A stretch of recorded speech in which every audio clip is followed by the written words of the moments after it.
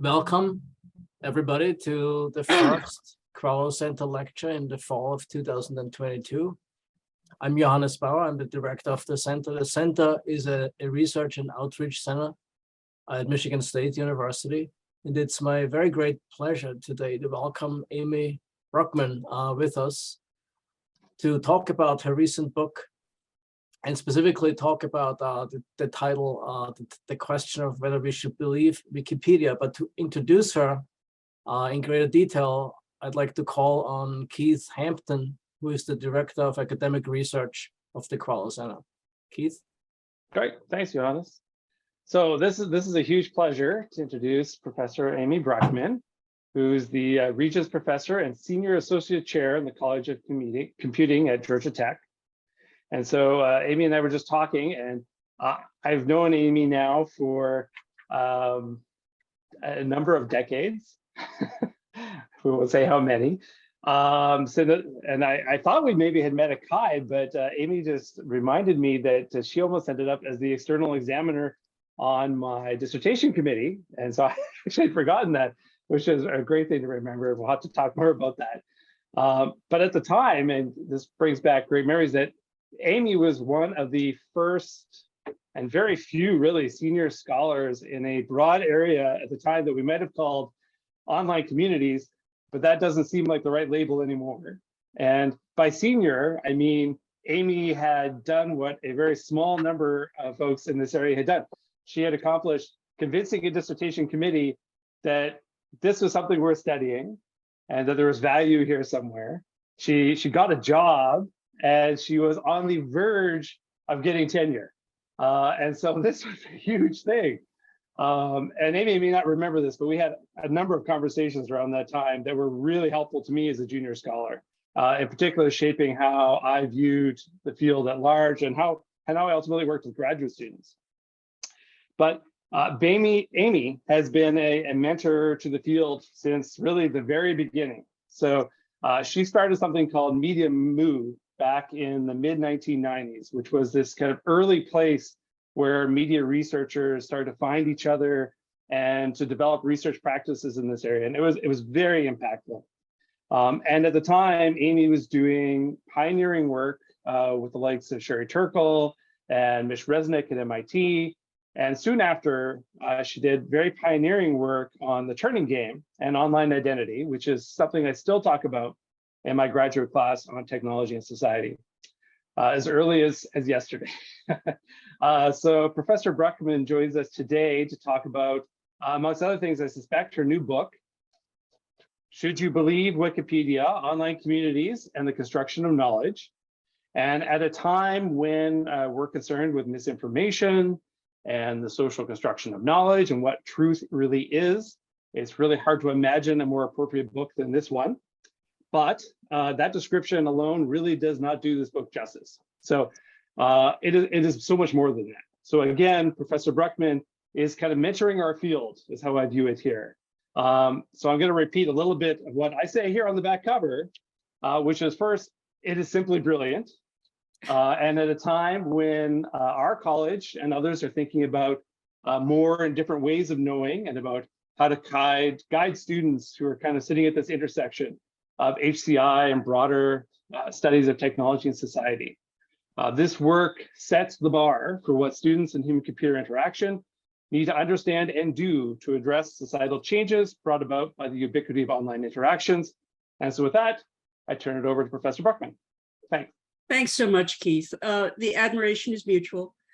I still start off my online communities class every semester with your persistent and pervasive paper. And it's a great pleasure to be here with so many wonderful people from the CSCW community, old friends, and I hope some new ones.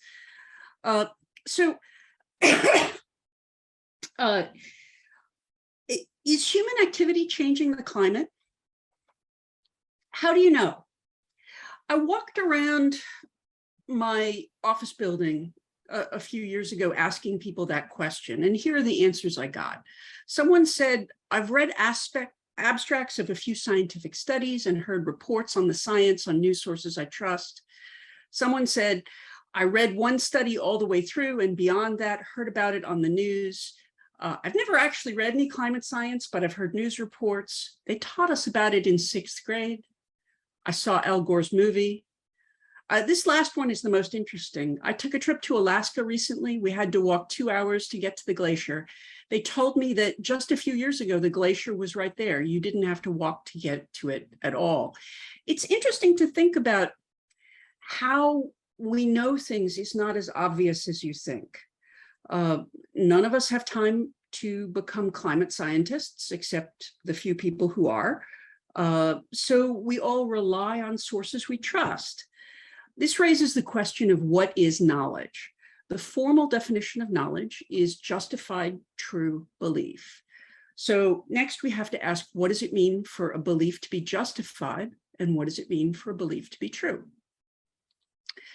So if I'm on a game show and I have to pick, I get the prize behind the curtain, and I say, I just know the car is behind door number 3, that belief is not justified, even if the car really is behind door number 3, because I didn't have a reason to believe that, unless perhaps the stagehand whispered in my ear, pick number 3.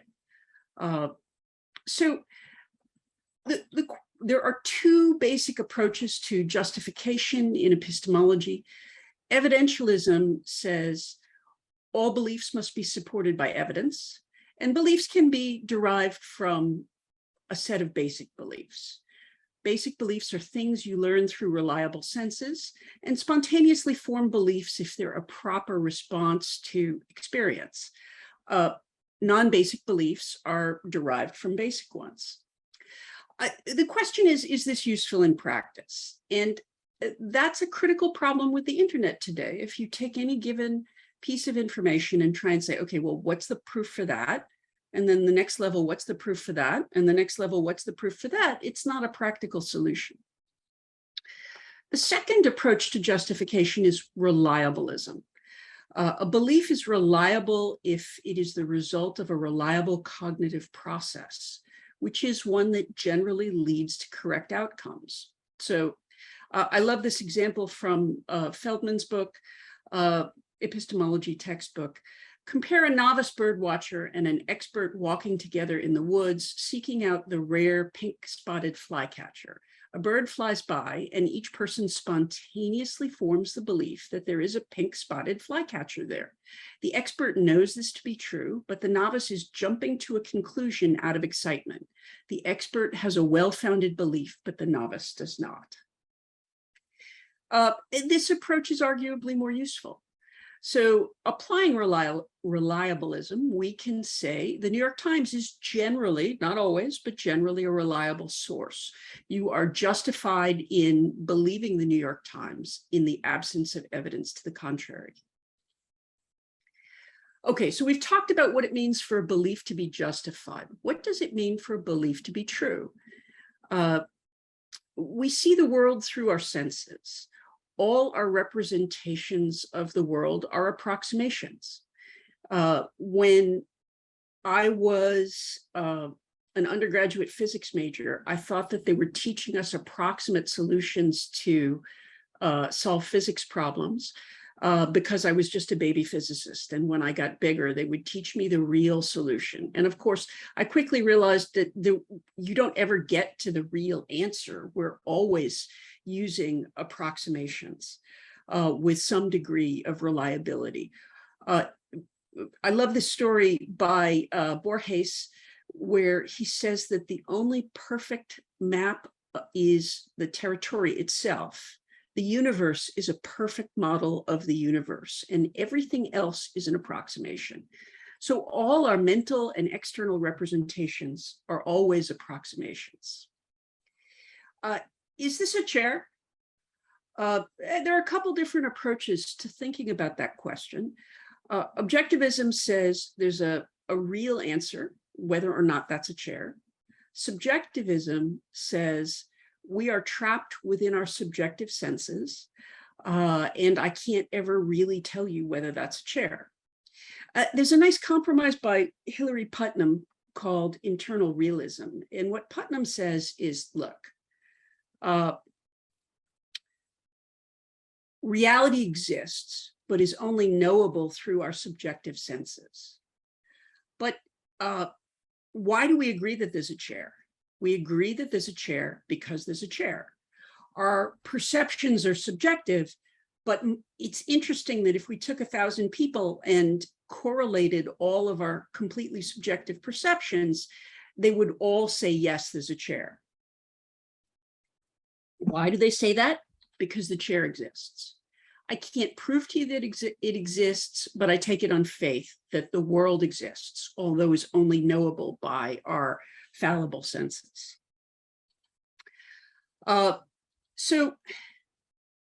Okay, the world exists, but is only perceivable by our fallible senses. How do we know what the right answer to? And the answer is that process is social. Latour and Woolgar described the process of something becoming true in their book Laboratory Life by saying it's the process of the citation dropping off. So you might start off with Millikan and Fletcher claim that the charge on the electron is unitary. When it becomes more accepted, you would move to, since the charge on the electron is unitary, cite Millikan and Fletcher. And then later, you don't even need the citation because we just all agree that the charge on the electron is unitary. The process of something becoming true is the process of it becoming accepted, which is the process of no longer needing the citation for it. So all knowledge is socially constructed, and sometimes that knowledge is wrong, but it's the best we have at the moment. So far we know the world exists, we perceive it through subjective senses, we decide what is true through social agreement. And then the question is, what are good practices for achieving that social agreement? I'm very fond of virtue epistemology. It's a synthesis of virtue ethics and epistemology. And it argues that dealing with knowledge is a lifelong journey. And to do that, we strive to embody epistemic virtues. So virtue ethics has its roots in Aristotle. It says that it asks you to ask the question, what kind of a person do you want to be? Embodying the virtues that you choose leads to eudaimonia, which translates roughly as the kind of happiness that is worth having. So an example of a virtue might be honesty. Learning to be honest is a lifelong journey. It's not that you are honest or you aren't, it's that you aspire to be honest and you work on it your whole life. Virtue ethics changes the discussion. In other ethical theories, we might ask questions like, what is the right thing to do in this situation? In the case of virtue ethics, we ask the question, what would a virtuous person do in this situation? And what kind of person do I want to be? So just like there are general virtues like honesty, there are epistemic virtues. I like this list from Heersmink. There are lots of competing lists of what the epistemic virtues might be. Heersmink says the virtues that Heersmink identifies are curiosity, intellectual autonomy, intellectual humility, attentiveness, intellectual carefulness, intellectual thoroughness, open-mindedness, intellectual courage, and intellectual tenacity. So the process of trying to achieve knowledge is trying to leverage your epistemic virtues to manage knowledge successfully. And in fact, knowledge is collaborative. John Greco uses an analogy to soccer. Playing in a soccer game, Ted receives a brilliant, almost impossible pass. With the defense out of position and goalie lying prostrate on the ground, Ted kicks the ball into the net for an easy goal. The process of hitting that goal involves both the midfielder and the striker. The process of receiving knowledge is the person who transmits it to you and you yourself. It's collaborative. So when are you justified in believing someone else? When someone gives you knowledge, should you believe it or not? In epistemology, that's the problem of testimony. And of course, the whole internet can be understood as one giant problem of testimony. I am continually receiving information. When am I justified in believing it?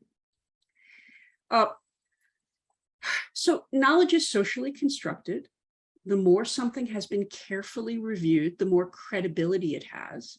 And the mechanism for social construction of knowledge in science is peer review. So let's talk about peer review. Here's how peer review works. I submit a manuscript and 3 people read it. Those 3 people are experts on every aspect of the content. If there's any subject matter they are not expert in, they of course learn it. And if there are any references cited in the work that they have not personally read, they read them before doing the review. Okay, maybe not. Maybe that's not really what happens. I think it's important that we don't idealize peer review, even though we consider something like a refereed journal article to be the highest pillar of reliable knowledge. That process has strengths and weaknesses, and the increasing interdisciplinarity of our work really poses challenges. I know you all have probably reviewed something where you didn't understand part of it and you cross your fingers that one of the other reviewers does. I will try and note that in my review. This part of it is not in my wheelhouse. I have carefully reviewed this part. And you hope that the editor has chosen 3 reviewers who span the area of the work, but sometimes they don't. So the more carefully reviewed something is, the more credible it is. With all of this as background, we can now get to our framing question: should you believe Wikipedia? So how is the content on Wikipedia reviewed? I'll give you an example. Let's look at a particular page. Just randomly, I picked the page of John Roberts, Chief Justice of the US Supreme Court. His page was created in May 2005 and had about 182 words. It just said, hey, this is who this is, and he's an appellate court judge at this level. And there were only 9 edits through July 2005 when he was nominated for the Supreme Court. The next time someone is elevated from a position of relative obscurity to a position of prominence, like a new Supreme Court justice or a new pope, watch their page. It is amazing. Because what happened, here's the original page, just a few lines saying who he is.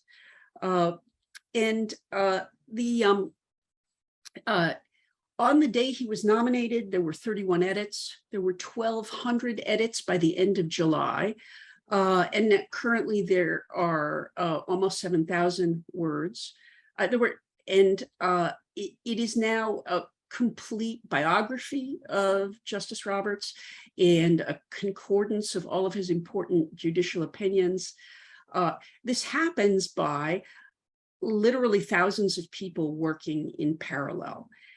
So let's compare the review process. A high quality peer-reviewed journal article is reviewed by 3 experts, and then its content is fixed. A Wikipedia page for a popular page is reviewed by thousands of reviewers with a range of expertise. Vandalism is typically reverted in seconds, and the page is updated continuously. If something new happens, that will be updated on the page. So for a less popular page, the story is different. So this is the page of the Massachusetts State House.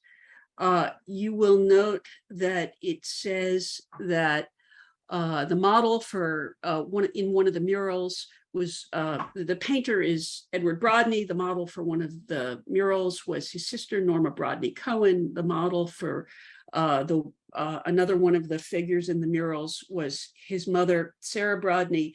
The person kneeling in the front of the murals is his brother, Fred Brodney. This is on the page for the Massachusetts State House because I put it there. Why did I put it there? Because Norma was my grandmother, and the painter, Edward, was my great uncle. So for years, this didn't have a proper citation. but nobody messed with it. Nobody removed it. But I promise you that it's true. Please don't mess with it. But you know, there is no reference for supporting this information. So why did no one revert it? No one reverted it because no one cares about the murals in the Massachusetts State House, except my mother. So the question of should you believe Wikipedia? The answer is it depends on the page. A popular page is arguably the most accurate form of information ever created. A less popular page is less reliable. There's a funny update to the story. There is now a site for who the models are in that mural, and the site is my book. My book saying there's no site is now cited as the site. So let's think about the affordances of Wikipedia as a socio-technical system. They are surprisingly well matched to the social construction of knowledge. So for instance, each page has a revision history. You can see what was changed by who and when. You can see all the previous versions. Each page has talk pages where you can talk with other editors about the content. We have something called wiki projects where communities of people gather together to improve the pages about a particular topic. Even the policy pages are user editable. I actually got one Wikipedia policy changed. My page had my birthday on it, and I went to the talk page of biographies of living people and said, I'd kind of like my birthday removed because I think it's puts me at risk for greater risk for identity theft. And the editors on biographies of living people discussed it and said, yeah, you're right. And they changed the policy and they removed my birthday from my page. And not only that, removed it from the entire history of my page. All of these things together are a great match for successful social construction of knowledge. An old joke says, Wikipedia doesn't work in theory, it only works in practice. Maybe we need to advance our theory to match understanding this more deeply. So in what ways is epistemology useful to us as people who study and build internet systems? I think we can leverage our understanding of the nature of truth and knowledge to be better designers of internet systems. That we can design systems that facilitate social construction of knowledge, like opportunities for review, visibility of the degree of review, support for consensus formation. Can you imagine if more social media had support for those features, understanding how truth is constructed? We can build those features into our social computing systems. And we need to scaffold the process of evaluating testimony, providing metadata about the provenance of information and the credibility of sources. I'm a little more ambivalent about the question of how useful the epistemic virtues are. I think they're useful to keep in mind, and it will be interesting going forwards to see if we can take some of these and leverage them in the design of systems. So for instance, what is intellectual humility and how do we help foster it? It's a heavy lift to go from these abstract ideas to something practical, but I think it's worth thinking about.